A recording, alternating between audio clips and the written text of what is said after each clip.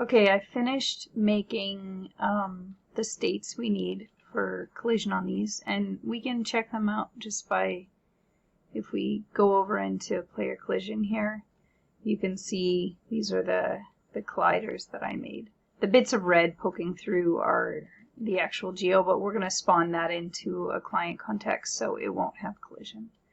You can see that I've made colliders here for everything that needs it. So we'll go back to the regular view. Now, the next thing that I think I'm going to do is a lot of spreadsheet editing. So I think how I'm going to do that is I'm going to download the sheet. I'll download 2 of them. I'll download producer states, and I will download the producers one. So if we just go here and we go show and explorer, it'll open this for us here, and we can just import that into Google. So my CoralCraft sheet here, I just added a empty sheet. File, then import, and then go upload, and then we're going to find the one that we want to work with here. That's the producer states. I'm going to drag it here, and it's going to upload it for me. I just want to replace this current sheet. So it's just going to replace this one sheet, which is empty, so that's fine. I'm going to hit import data, and there's not very much here yet. These columns that say bad, bad, bad, bad, bad, that's actually an empty asset reference, and that's fine. So if you want to empty a spot that's got something that you don't want, you actually just copy this and paste it in, and it'll do so. So I'm going to fast forward through most of this video here where I'm just going to be filling out spreadsheets for a long time. But I did want to explain how you can get these. So like an asset reference, how I can get an asset reference to paste into here is a little bit cumbersome, but it's not impossible. And I like working in the sheets a lot, so I'm going to do it this way. So if I go to a coral, let's just pick a dead one, you can just go up to this here, copy MUID, and then we'll go back to find our spreadsheet, and then you can paste it in where you need it. The only thing is it sticks on this junk at the end, so you can, like this semicolon in the name, or this colon in the name, you just delete that. That's what it'll tell it which template you want. So you don't have to do this here. You can obviously also fill out the states here.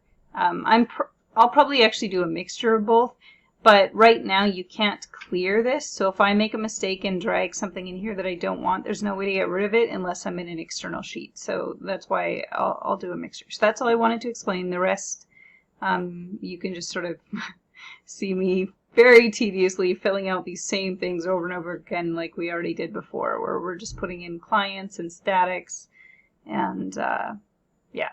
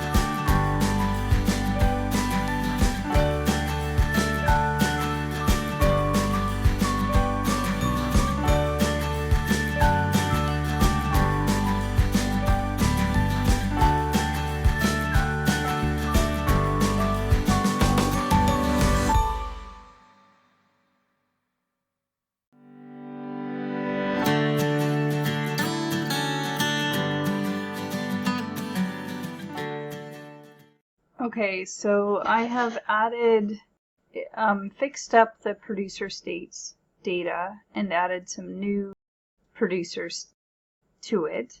So we should now have 4 different corals. I've filled in some fields we didn't have before, like the expired states. And I've also put in a place state. I don't actually think we're going to be using the place state, but just in case it's easier, I just made it the same as the first building state. So they're both a little seedling bit of coral. Then in the producer data, I added the other 3 types of coral, or the next 3 corals. And placeables, I changed the producer base types to names that I think are a bit more appropriate, and I also updated those in the producers. The drops, I added ones for the coral I'm adding right now. The items for these already existed. I was just copying from there. And then starting items, I gave myself the fragments for the next 3 corals. So what I'm going to do now is go to the other scene and test. Again, high chance that there's a mistake in the data, but we'll check it out and see what's going on. Okay, so we had a mistake right there. So I didn't change the unique storage ID on something. Oh, right there. Yeah, they're all 1, 2, 3. At least that's an easy one that tells you what's wrong. Hit F1.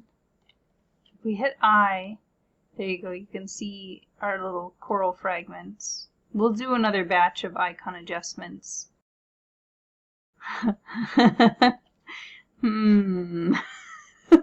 That is not correct. Alright, let's see if I can hammer that. Okay. So this says this can't be used here because I made, in the producer base types, because I want to hide the sort of tree trunk part of this coral, I made it so you have to plant it on a sand one. It won't plant on any others.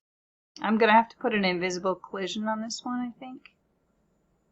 I don't know why it's half buried in the ground either.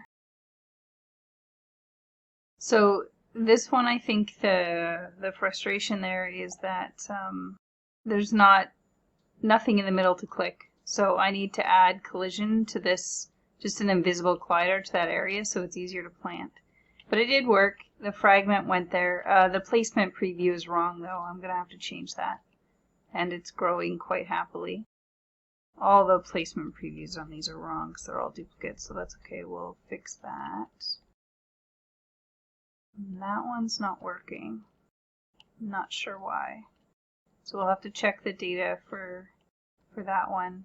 It's actually, oh, that's not even the right fragment. I must have messed up that data somehow because that we want a yellow fragment there. So that one's dead state. Looks like it's the dead state for the really big wild coral. That's probably what went wrong there. So we'll have to fix that. We'll check the dead states on these 2. So the dead states didn't spawn up in the producer group area. I'm not sure on that. I'm going to have to look into that.